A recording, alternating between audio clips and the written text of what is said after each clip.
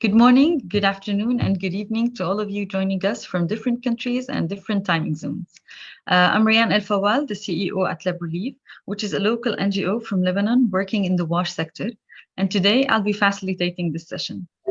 So today's session is extremely interesting as we're going to discuss the importance that water plays in bringing stability and sustainable peace in war-torn countries.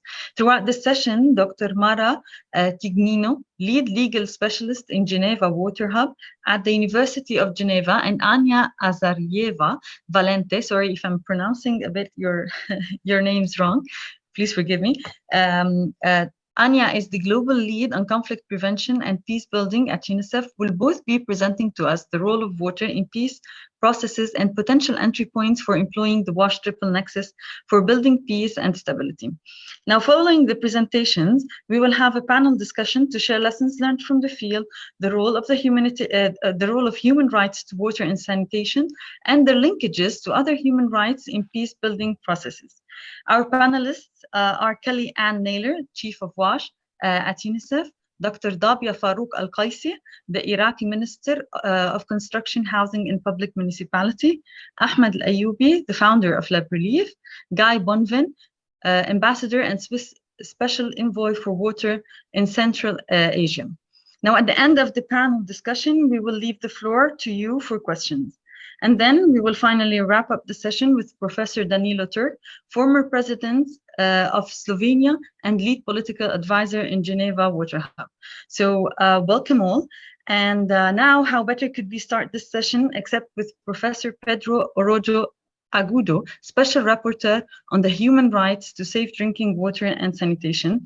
Professor Pedro, please, the floor is yours.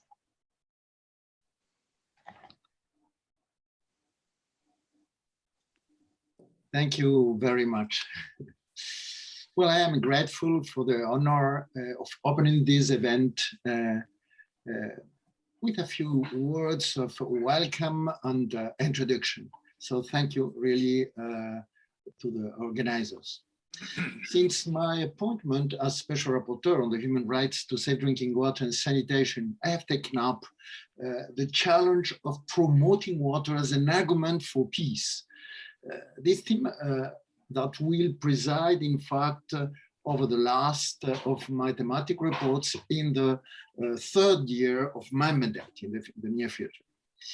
Water, like other productive resource of limited availability, can be and is often the cause of disputes and conflicts. On the other hand, water, like land, for instance, beyond its productive value, has affective, emotional, and identity ties that can be used as a pretext for confrontation, even if in most cases these have other reasons and motivations that are kept in the shadows. Conflicts between large companies and communities opposing large water projects and that threaten their villages and lands, or extractive projects that pollute or degrade their rivers, springs, fisheries, and livelihoods, violating their human rights, are increasingly frequent. In these conflicts, attention needs to be paid to a non-violent approach in general that communities often develop in context of criminalization of protest and repression against leaders and human rights defenders. From my personal experience in this type of conflicts, I usually insist on the importance of listening to the affected people and opening space for women as a key to non-violent conflict resolution. Affected people may not be right in all their proposals, of course, but they are certainly, they certainly know best the problems they face, they suffer. And women are usually the ones who take care of families and communities by providing the water that is needed. While as a traditional caretakers of life, they often have powerful leadership skills in non-violent conflict resolution. On the other hand, disputes of water between regions or countries fuel conflicts that can lead to wars that threaten to become more frequent and severe in scenarios of increasing scarcity favored by climate change. In armed conflicts, the destruction of blocking of water supply system is used as a way of kidnapping and humiliating civilians by using their basic needs as a weapon of war. In violation, in fact, of international humanitarian and human rights laws, as UNICEF and the Geneva Water Hub, among others, have denounced. Well, however, even in times of armed conflicts, water offers powerful reasons and arguments for agreements and collaboration, especially if an ecosystem approach rather than a resource approach is adopted. If it is a matter of managing, for instance, a river or a river basin in all its richness and complexity, rather than competing for water as a resource, the need for collaboration will emerge. Unfortunately, in most cases, the benefits and efforts upstream and downstream are often not symmetrical. So dialogue and negotiation are necessary. But in the end, collaboration opens the way for win-win options. On the other hand, when addressing these conflicts, it is essential to adopt a human rights approach as a reference to the legal obligations recognized by all. A human rights approach that puts the priority of water as the basis for life and dignity of individuals and peoples at the forefront, and opens space for women's participation following UN Security Council Resolution 1325/2000 on women, peace, and security. Finally, it is important to identify the multiple experiences of water conflict resolution and the rich historical tradition of twinning between riparian peoples, whether communities, cities, regions, or countries. It is my intention as rapporteur to work on criteria and guidelines for dealing with this type of conflict through strategies of non-violence and mediation, based on my deep conviction that from an ecosystem vision based on human rights, there are always options for dialogue and negotiation that allow us to organize stable agreements with benefits for all parties. Thank you very much. Thank you very much, Dr. Pedro, for this introduction. In fact, as you were saying, yes, water could be a very serious weapon that we should deal with. So thank you very much. And now we will leave the floor to Dr. Mara to present on how water, human rights, and peace building all work together. I would just like to remind our guests and panelists here to just take care a bit of the time. So thank you. Dr. Mara, the floor is yours. Thank you very much, Ryan. It is a pleasure to be in these meetings. And I will take again some of the ideas that has been developed by the special rapporteur. So the topic that I will deal with, it is the relation between water, human rights, and peace building. Much has been written about water as a potential source of conflict or cooperation, especially when we talk about transboundary water resources, but much less on its role in intrastate context, and even less for its potential contribution to peace building. As it has already been said, so water plays a central role in fragile post-conflict societies. And when we talk about peace building, it is important to note that the concept of peace itself has evolved from a negative peace, so the absence of armed conflict, to the idea of positive peace, meaning that when we talk about peace building, we talk about economic and social development and respect for human rights and in general the rule of law. And in this context, so water plays an important role in post-conflict societies through sustaining food security, stimulating economic recovery and poverty alleviation, and sustainable development in general.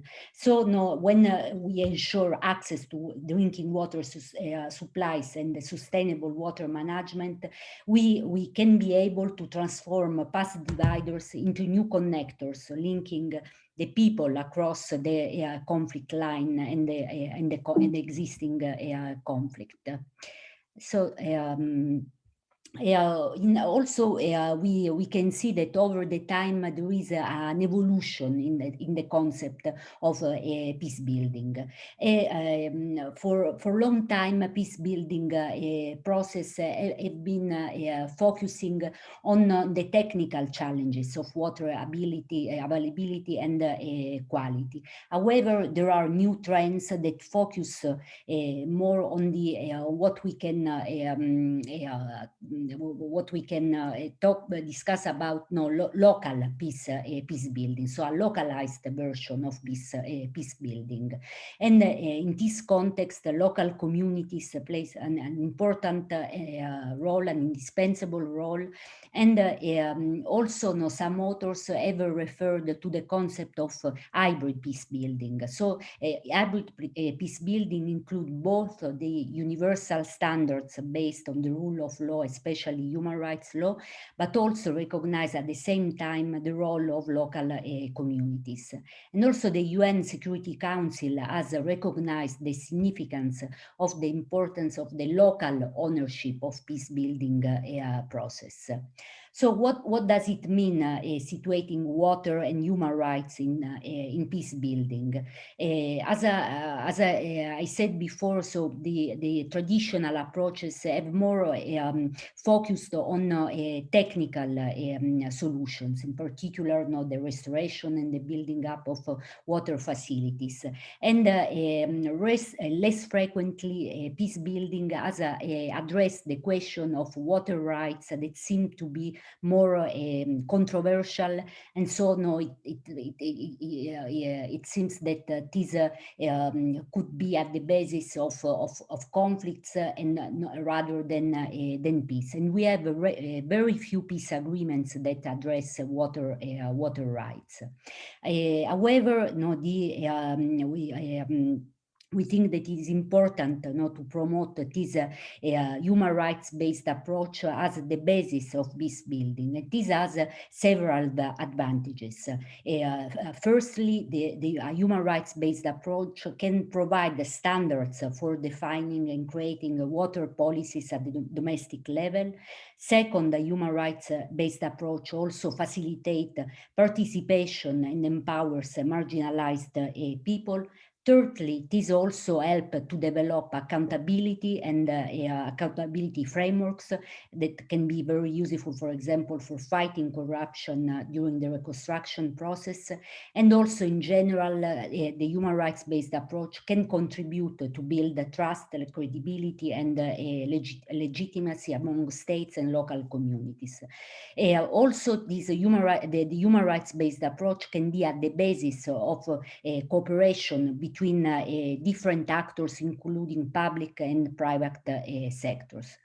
But together with human rights law, it is also important to support the approach of international water law as one of the main pillars of peace building. International water law now provide normative and institutional frameworks to transboundary water resource management. And I would like to mention two global agreements that are the Convention on the Law of Navigational Uses of International Water Courses, the UN Water Courses Convention, and the Convention on the Protection and Uses of Transboundary Water Courses and International Lakes, the Water Convention, that both promote the principle of equitable and reasonable utilization between riparian states. And among the criteria at the basis of this principle, there is the obligation to take into account the economic and social needs of the riparian population, and also the duty to take to adopt measures to prevent significant harm to both riparian countries but also the local communities. So also I mentioned the global water agreements, but also an important aspect that are the agreements at the transboundary level regarding specific water courses. And in the case of these agreements, often these agreements established a river basin organization, and such organization may promote a cooperation even in the case of armed conflict. And examples are the Senegal Development River Organization, ONDS, and also the Permanent Indus Commission between India and Pakistan. But of course, these freshwater agreements often they are challenged by the new state, by new non-state actors like non-state armed groups that can challenge the implementation or also the negotiation of transboundary water agreements. So to conclude, in the new approach of peace building gives a prominent role to local communities, and so we talk really of a localized version of peace building approach, and at the basis of this localized version of peace building, there is the rule of law that include both human rights obligation, but also this area of international law that is the international water law. And both of them, human rights law and international water law, they may furnish, provide platforms to dialogue and cooperation between not only states, but also local communities that live in different countries. So many thanks. Thank you for your attention. Dr. Mara, really thank you for this presentation. It was very interesting, and specifically that you've mentioned or you touched base a lot on the localization of peace building and the ownership of local communities to the peace building. Most probably we will be talking about this through our panel discussion, so this is a great starting point. Thank you. Now I will leave the floor to Dr. Anna or Anya. Please go ahead with with your presentation on the role of water in peace. The floor is yours.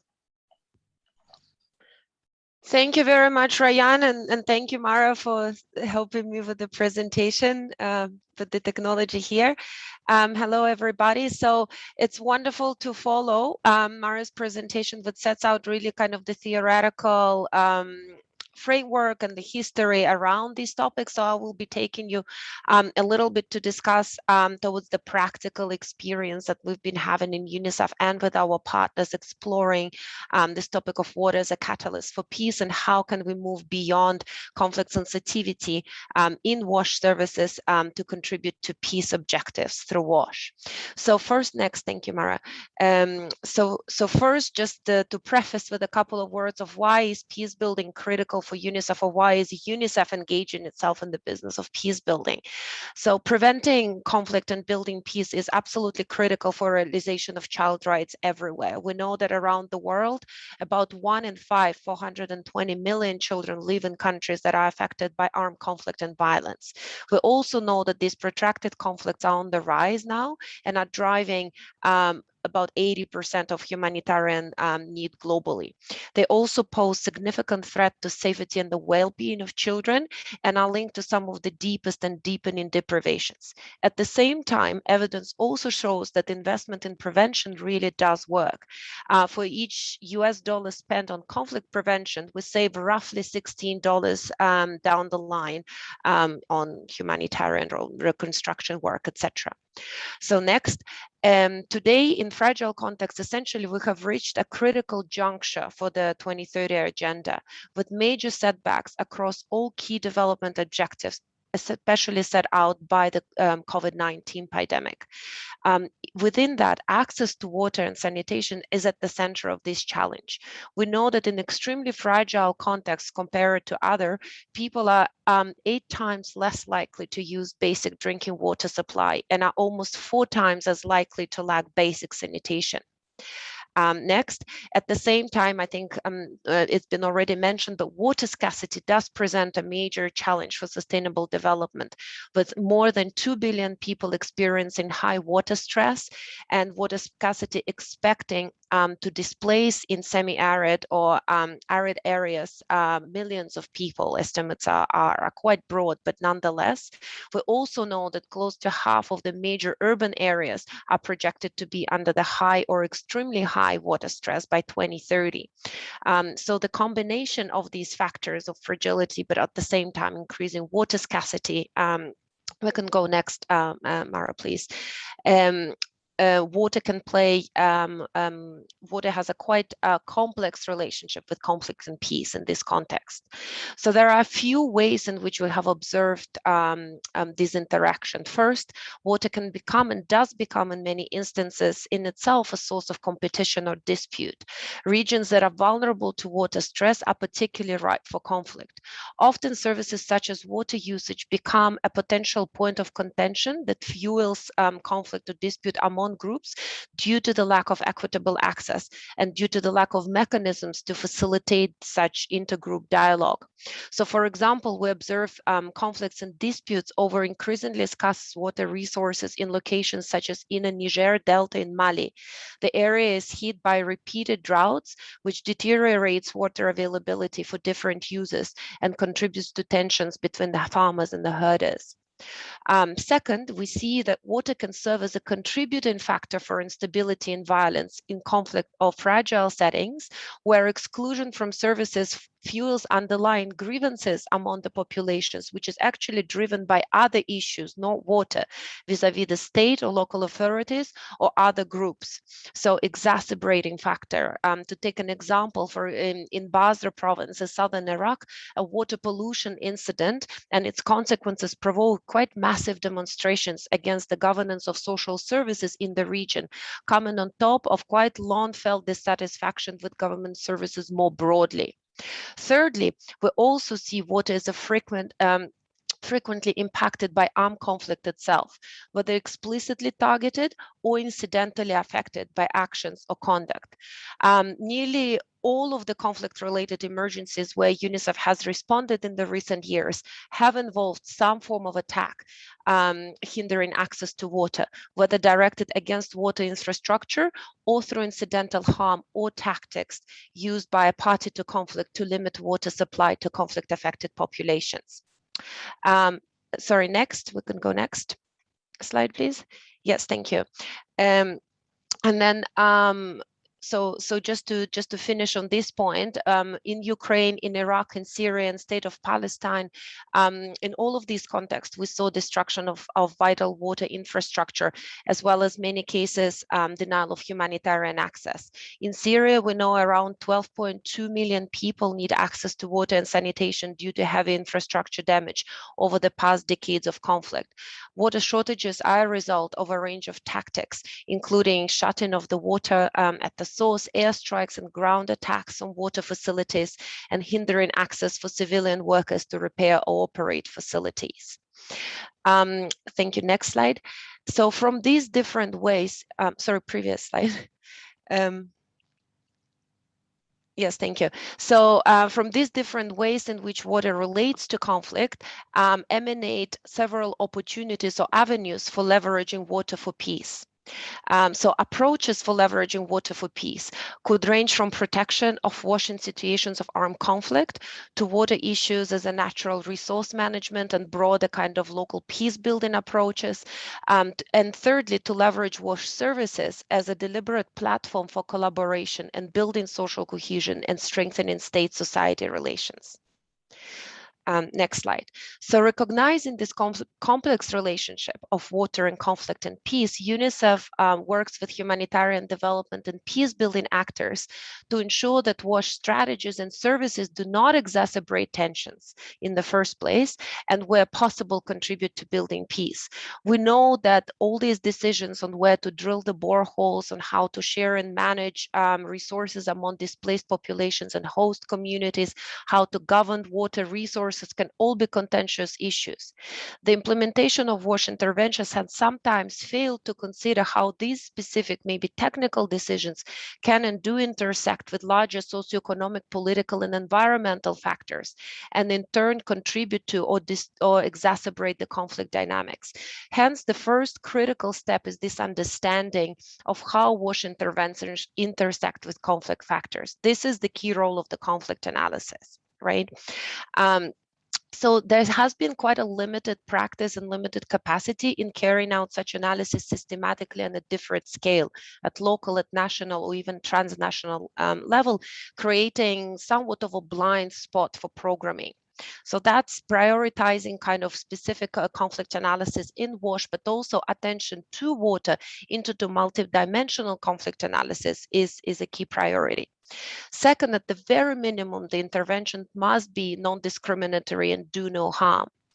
And whether we deliver WASH services in places where tensions between communities are high or where the relations between the government and the civil society are strained, WASH actors need to continuously analyze the conflict dynamics and this two-way interaction between the intervention and context so that we can monitor for unintended consequences, but at the same time track our institutional learning. Finally, in some circumstances, water can serve as a final catalyst for social cohesion and peace, where water resources and services can be leveraged to deliberately address the underlying conflict causes and dynamics, but also supporting the peace capacities. Next slide, please. So there are multiple kind of an intersecting levels of peace building impact that we have been observing, or we think at least in UNICEF can be achieved through leveraging water resources and services. Again, so there are multiple and they're interacting, and the interventions may fall across the spectrum, but ultimately we're looking at this intersection of the vertical and the horizontal dimension. So the first vertical dimension is about state-society relations. The focus here is on strengthening sector governance and institutional accountability, linking institutions to communities and individuals through effective and transparent management and water governance.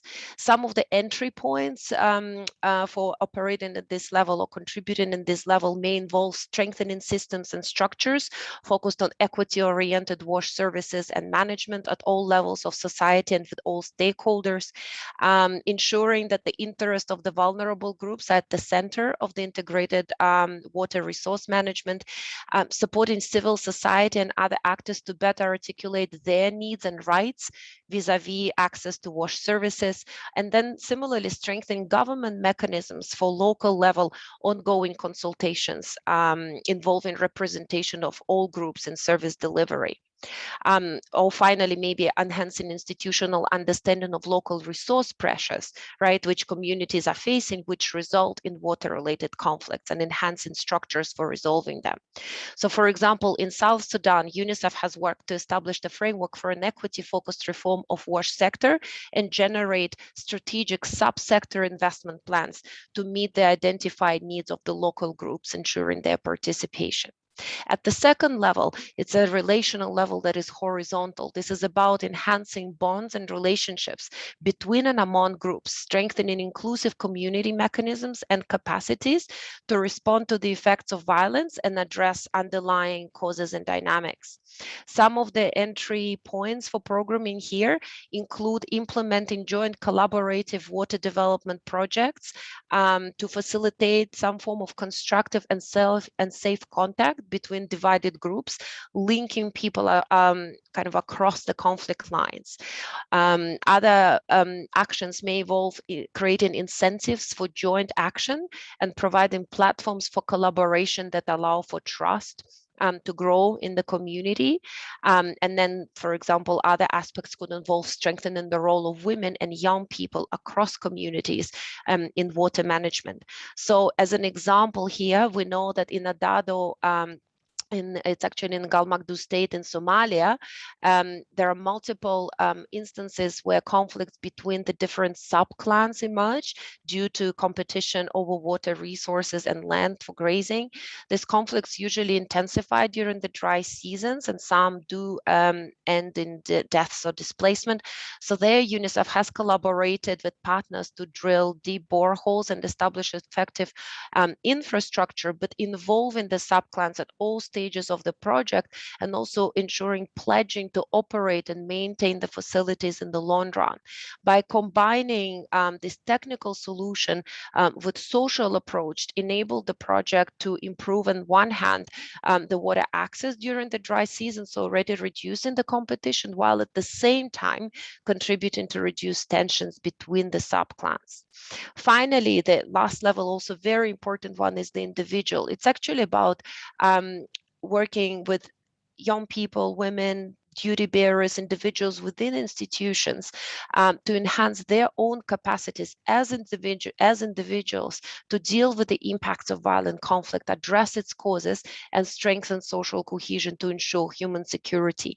Entry points here could involve increasing technical capacity and peace-building competency of WASH stakeholders and duty bearers, supporting technical, managerial, social skills of young people to proactively engage in water management and peace building in their communities, and so on. So to conclude, there is multiple ways in which we're already observing across the countries these pathways to deliberately strengthen the contribution of WASH services for peace building are emerging. We know that exclusion from WASH services such as water and sanitation can fuel grievances and lead to violence. So understanding how WASH services intersect with these larger socio-political, economic, cultural, and environmental factors is absolutely key to uphold this do no harm principle and prevent violence and end conflicts. Thank you very much.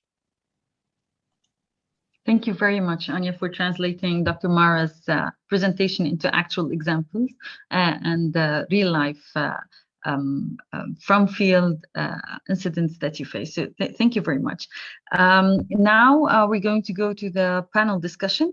But before going there, I have two things to note. The first is a kind reminder to our guests to please stick to the time, which is a limit of 4 to 5 minutes for each answer.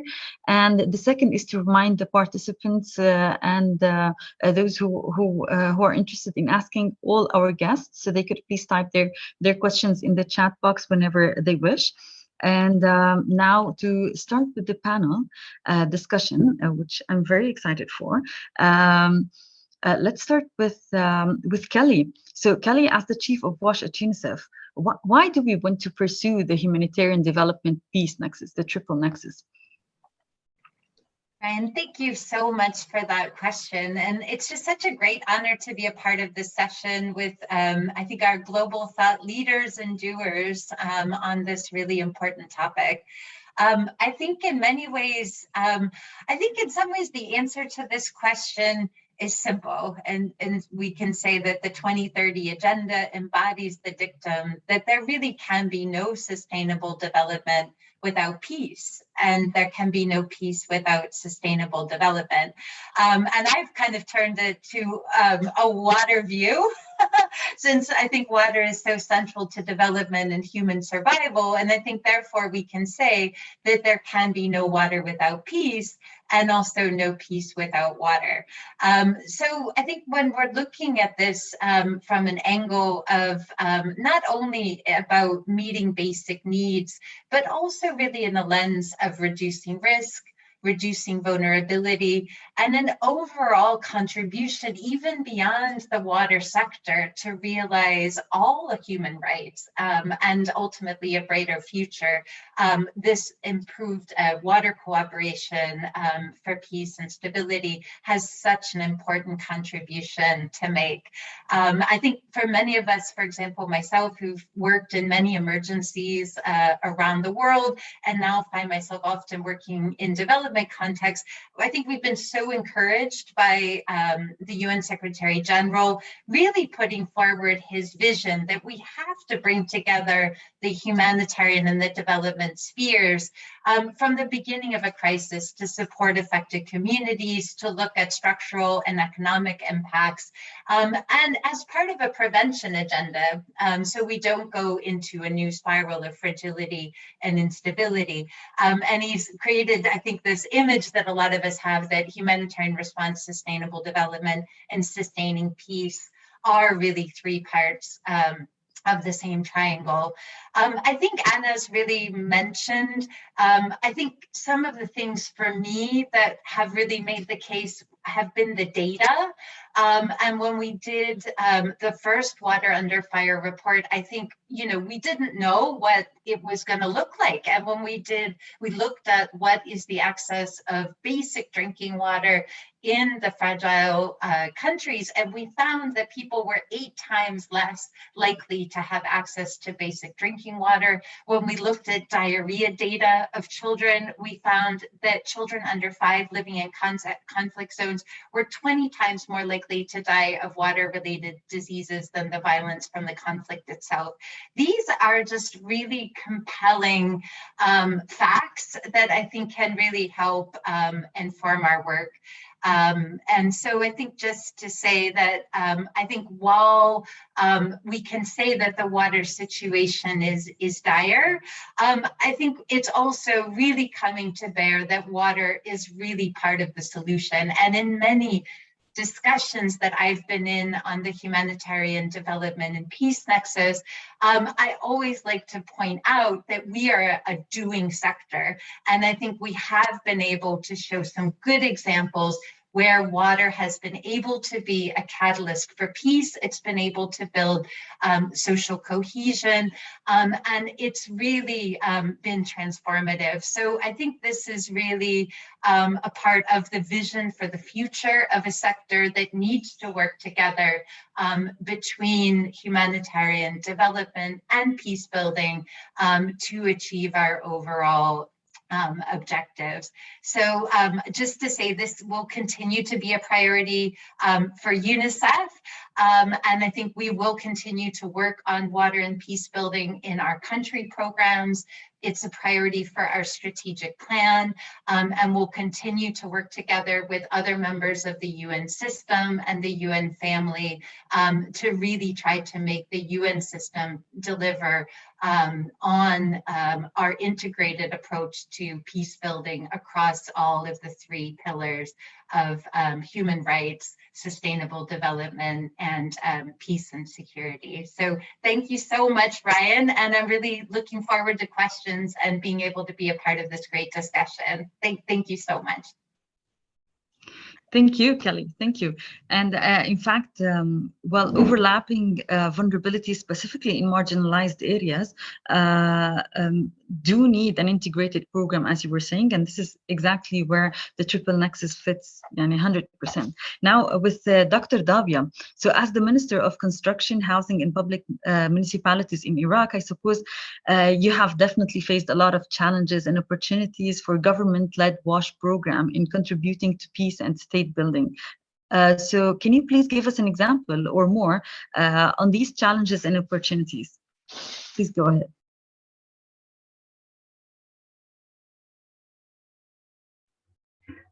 Thank you very much for this opportunity to join this session and to share with you the challenges and opportunities for government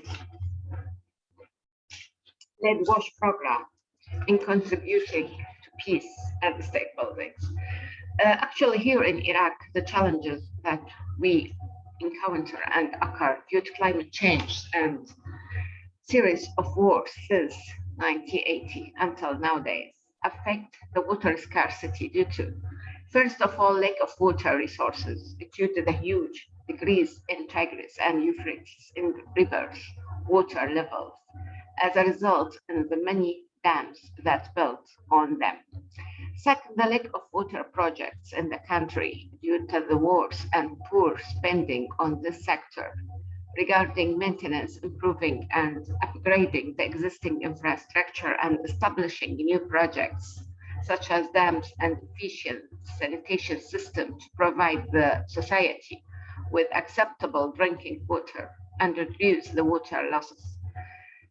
Finally, increasing the level of the drought all over the country, because in Iraq we have harsh climate during summer where temperature reach 50 centigrade and more sometimes, dramatically increasing annually.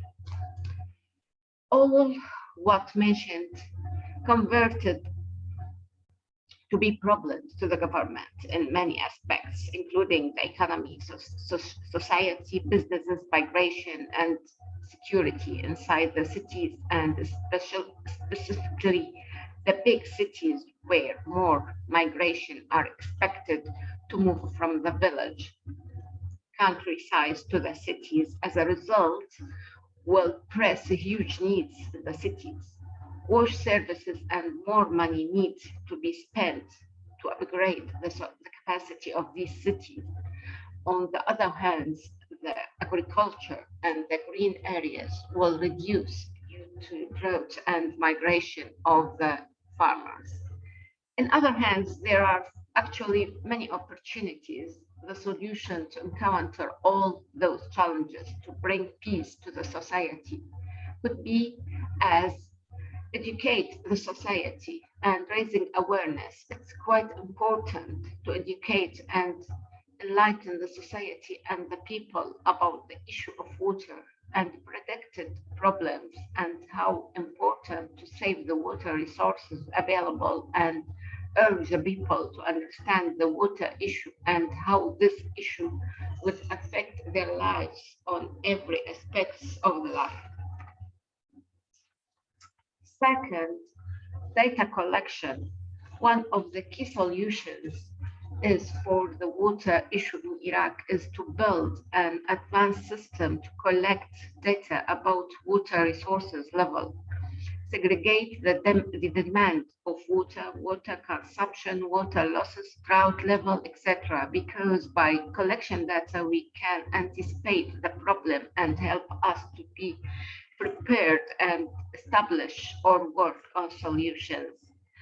And we need the new technology. One of the important components of the solution that the government need to work is adopting a new technology of water treatment and water harvesting by exploit the new water and wastewater treatment plants that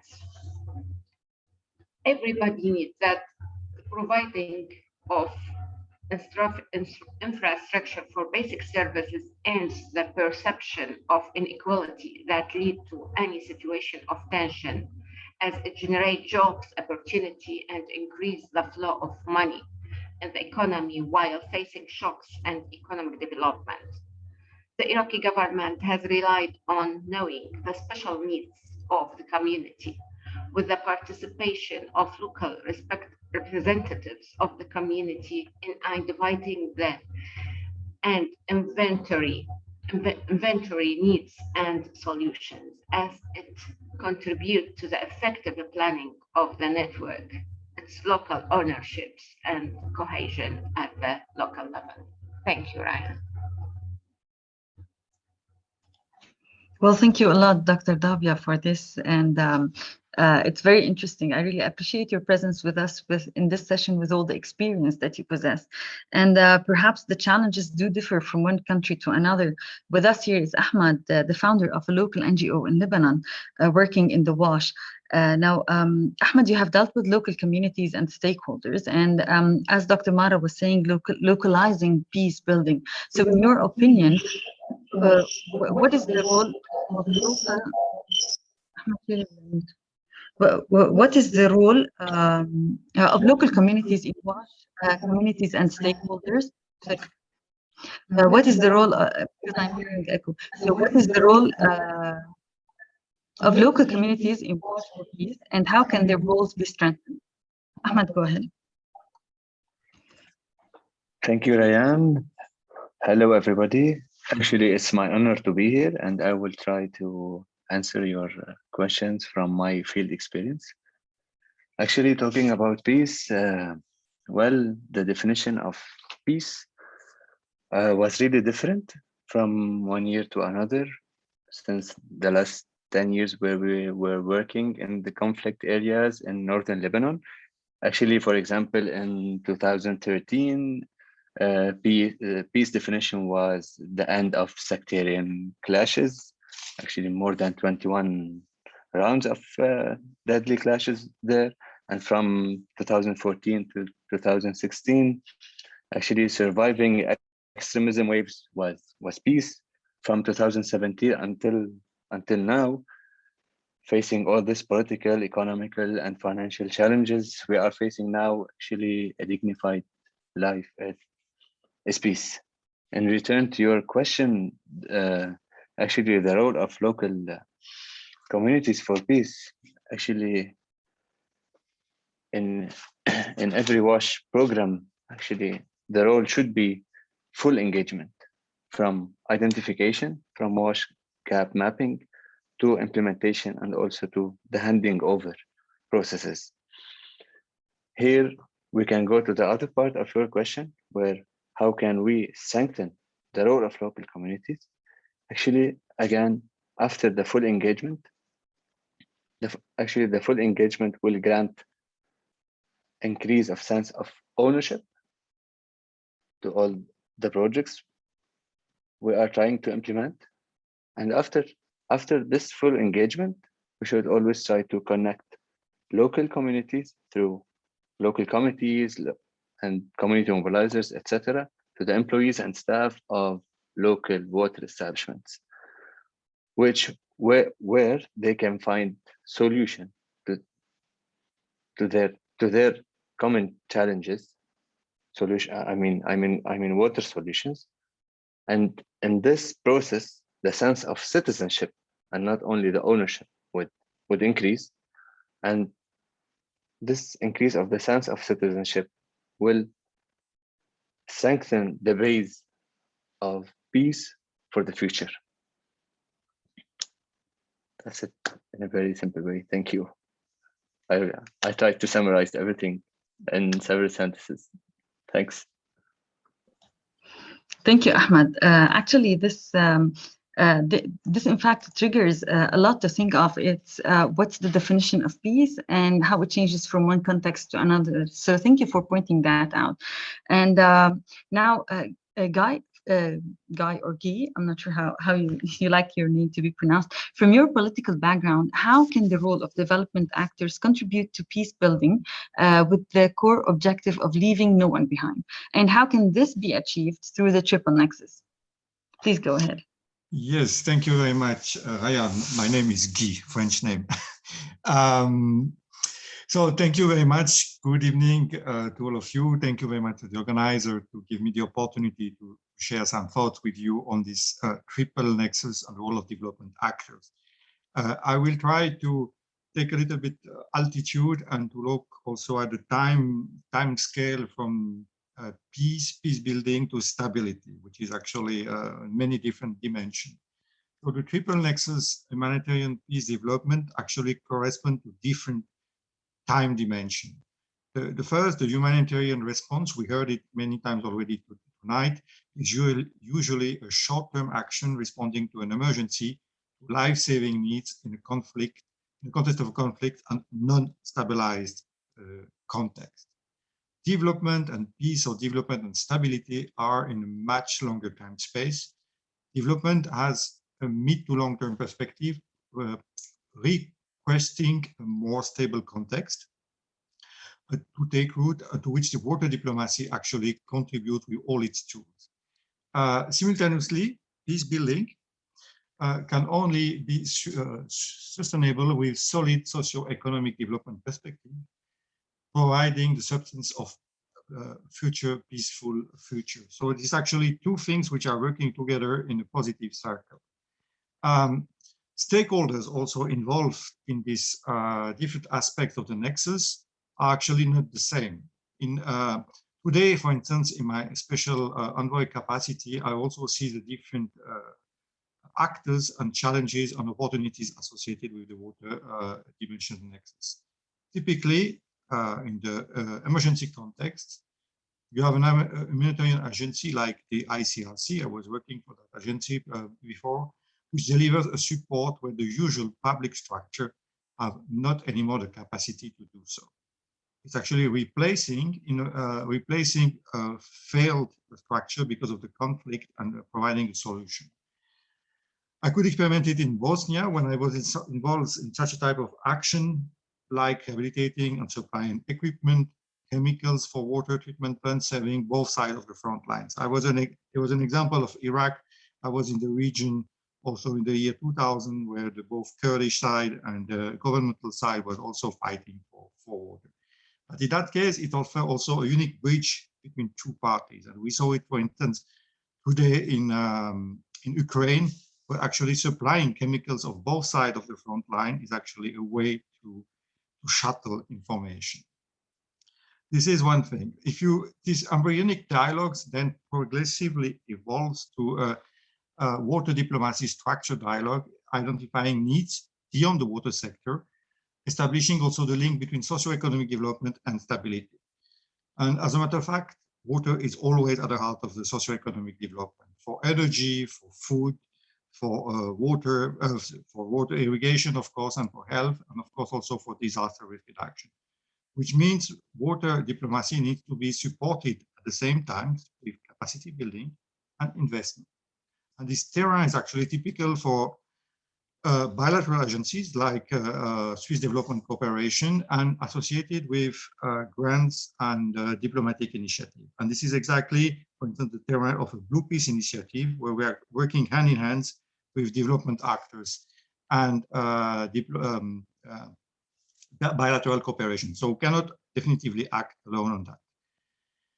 Socioeconomic development is also linked with reliable infrastructures. And reliable infrastructures means a lot of money, which means also development banks, which means also in turn a very stable or progressively stable context. And this is again predictable context, which means diplomatic, which means actually solid counterpart. And this is where a role like ours is also this continuous space on that. And finally on that, this is a ground of different actors. And if I summarize the water diplomacy in a nutshell, it's actually an informed preventive dialogue between two worlds: diplomatics, politics, and cooperation development and beyond.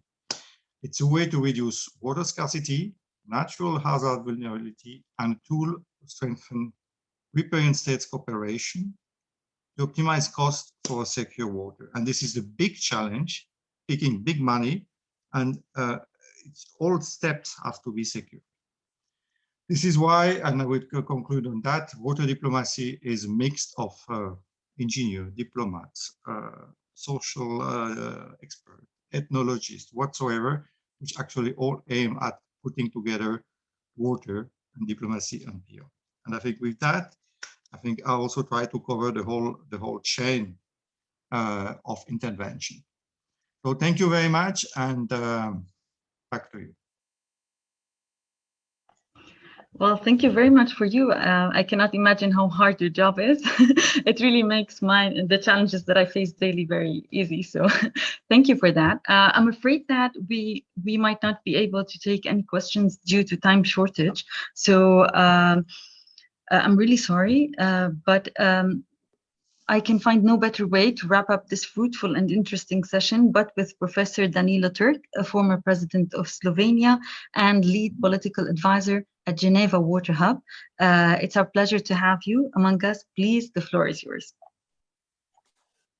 Thank you, Madam Moderator, and let me say that I was very pleased to have listened to this very stimulating and exciting discussion. I was invited to speak at the end of this panel probably because some years ago I chaired a panel on water and peace. That was in 2017 when we produced the report. And if I look at the process of drafting the report and what followed, I can clearly see a great deal of progress, and that's quite encouraging and important. On the other hand, of course, I see also the deepening of the problems of water scarcity, the changing nature or evolving nature of conflicts, which bring more water stress and which represent a greater challenge because of the waterborne diseases, the warfare in urban areas, and so on. So we can see both of these processes, and I think the discussion this evening or today has really demonstrated this development very well. Now, what I would like to emphasize as encouraging in this context is that it seems that there exists, and it is practically tested, the conceptual framework. We have a conceptual framework which is practically tested. Integrated water management and Nexus, which has always been there, but has not been developed to the full extent and in every context. Now, the integrated water management is a concept that was developed some 4 decades ago, and of course has been applied in situations of peace and abundance of water in a particular way, which was very technical.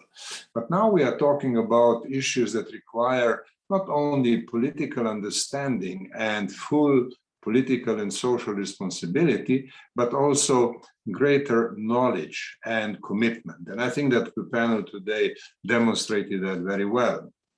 Now, what I would like to mention as examples is when we talk about peace building in a more narrow sense, that is, there is a situation of conflict moving towards a situation of peace, we see that the greater localization, greater understanding of the social fabric and bringing different groups together, as was explained by Mara Tigino and by the 2 great representatives of UNICEF, show that, I mean, there is movement. There is not only conceptual, but also practical movement ahead.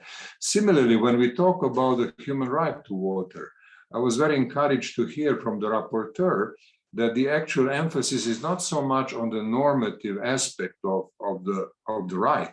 It's much more on the practical use of that concept and moving towards mediation, towards participation, towards mechanisms which make this conceptual and normative idea a practical one. So I think that progress in that regard is clear. But again, we have to understand that the problem is growing, and obviously, while there has been progress in different conflict areas, there has been progress in many ways. The fact is that the Sustainable Development Goal 6 is not being implemented. That the international community is very far from the mark, and this is going to be a big problem in the years to come. So, I mean, whatever work has been done so far should continue and should be intensified. And I would like to add 2 additional ideas which were not specifically discussed today, but maybe discussed in the future. One is investment in water infrastructure. I think that the whole aspect of investment in water infrastructure has been neglected, and there have to be new financial instruments or better use of the existing financial instruments. The other idea, which I believe for which the time is coming, is high-level diplomacy. Now, we are meeting in a circle of practitioners, people who are committed to the needs of bringing water to the people and so on. But the problems are gaining in magnitude, are becoming more and more large, and we have heard about Iraq, which is not purely a problem within the territory of Iraq. It has to do with the regional aspect, and this is not new. This has been there for since time immemorial, but has not been addressed through appropriate diplomatic mechanisms.